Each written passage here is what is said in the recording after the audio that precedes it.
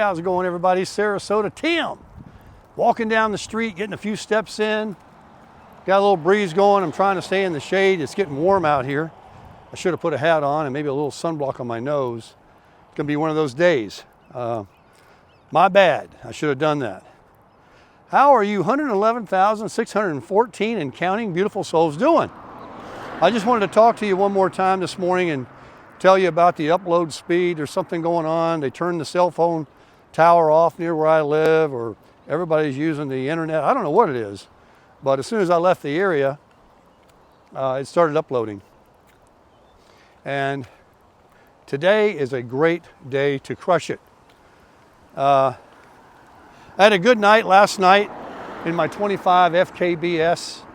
Really feeling blessed that I could have went to that RV show yesterday and saw so many RVs like, oh man, I need to get this. I need to buy this. Mine is junk. You know, mine is too small. Mine is too big. Mine is, you know, doesn't have a good bathroom. There's a lot of stuff on mine that doesn't work. And, you know, I'm having to use the exterior showers at the campground or whatever because mine doesn't work. I am very thankful, very blessed that I not only have what I consider the best floor plan, but everything's working on it. And it's really nice to own it. I enjoy going to the show though and seeing those other ones. And I can tell you, man, there's a lot of them out there, isn't there? There's a lot of them out there. I wouldn't know what to do if I went to a show to buy one, how you can make the decision. And today's prices though, during the pandemic, they were getting a lot of money for them. Everybody was buying them. I didn't buy mine at that time. I bought mine when that was over. And then today, whether you buy a car or an RV, it seems like they're so proud of them. And they're just got all these extra fees that they charge, which is ridiculous. You know, when I bought mine from Camp Oaks in Dawsonville, Georgia, it said, that's it. That's no other fees. That's the price, just tax and a tag. That's it. And they meant it. And that's exactly what happened. So I didn't even pay tax. I paid the tax when I brought it to Florida and went and registered it because I wasn't a resident of Georgia. So I drove it out of there for the price. Towed it out of there. But there's a lot of RVs out there and I'm about ready to hook up. I'm glad that I have what I've got and the size I've got. Yeah, I don't want anything smaller. I don't want an extra one. I don't want any of that stuff. And I'm glad I've got the big truck to do it. It's going to really come to fruition on this trip. I've already made one with it. This will really double my value of spending what I did to get the F-250 by taking another trip and knowing I've got a brand new truck, still under warranty, with plenty of power. Hopefully I'm blessed and not have any issues. And, you know, with the camper, tires, flats, any of that kind of stuff. But I'm prepared. I've got everything I need. So, ready to have some fun. And I'm just getting some steps in right now. Just wanted to check in with you guys. Maybe I'll go to the beach later. I was looking at the maps. There's a lot of traffic out there. Going over to Siesta Key Beach, Lido Beach, all the beaches.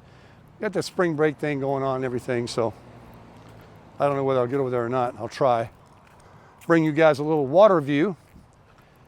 I was going to say one thing. Today's Sunday, and it's really important that we reflect on our lives and how our lives are a blessing. Our children are a blessing. Everything you've got, your car, your house, your job, was given to you. You're being blessed. And we need to remember, not just because it's Sunday, but every day, to be grateful and to give thanks. And I'll just finish the video by saying this. I was thinking the other night, kind of overview, kind of out there, because I'm 66 now, that if I knew I only had 4, 5, 8, 10, or a dozen years left to live, and that might be all there is as far as real quality living. I mean, can you imagine how I'm doing right now versus I'm going to be doing if I make it to 80 or 85? You know, how many of those people that age are crushing it, that are out? Well, Larry this morning, he's crushing it. He took off on his Can-Am. So people are doing it, no question about it. But I mean, you could also be out of here too. because of the statistics of how long people live. So, do I want to go this way? Yeah, I want to go this way. So, if you only knew that when your last day on earth was going to be, how would you be living your life today? Would you be pissing and moaning and whining and complaining about things, or would you be out trying to crush it? And what time left do you have to really get serious about it? Okay, let's say you got 10 years left. Well, 10 years is like an eternity to some people. I'll worry about my last days. What is that, the last 90? The last year? The last 30 days? When will it be that your calendar day is to go home to the Lord before you say, you know what? I'm going to get busy. I'm going to do the things, the bucket list. I got to, make some calls, some apologies. I got to live the life. I got to crush it. When will that be? Well, let me tell you something. At my age, at 66, and like we say all the time on the channel here, I got a lot less runway in front of me than I got behind me. And so knowing that as a fact, and the fact that, even tomorrow could be it. What am I going to do with my life? How am I going to start, living the fullest while I have the energy, the strength, the motivation, the money, the ability? My gizzards are working.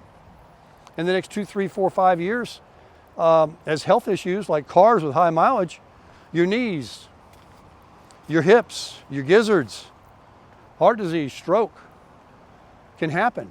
And if it doesn't kill you, you're a ball and chain to a doctor and to a bed possibly, or nearby your place of where you live. And then you might need other people to help you. You might be in a situation where you can't take care of yourself. So with all these things, potentially, you don't want to dwell on it and be scared about it, but why waste another day that you could be crushing it and being kind and spreading love and, just really having the time of your life? Because guess what? You know how many lives you get? You get 2, actually. We know what that second one is. It's eternity, if you believe in that. But you get 1 here, 1 and done. 1 contract, 1 show, 1 time, you got to do it. You give all the tools, they give you a handbook of how to do it. It's called the Bible. You can read it, you can study it, you can learn from it. Or you can wing it, fly by the seat of your pants. But I'm telling you right now, at 66 years old, you definitely want to consider how much time you have left and what are you going to do with your life. And each day, each weekend that you just don't do anything and you just, waste it. That is a waste. You'll be looking back one day regretting it. So get out there today, thankful for what you have. You don't have to go out necessarily and do something and, crush it like you've got to take a trip today that you've always wanted to do. Then again, you might.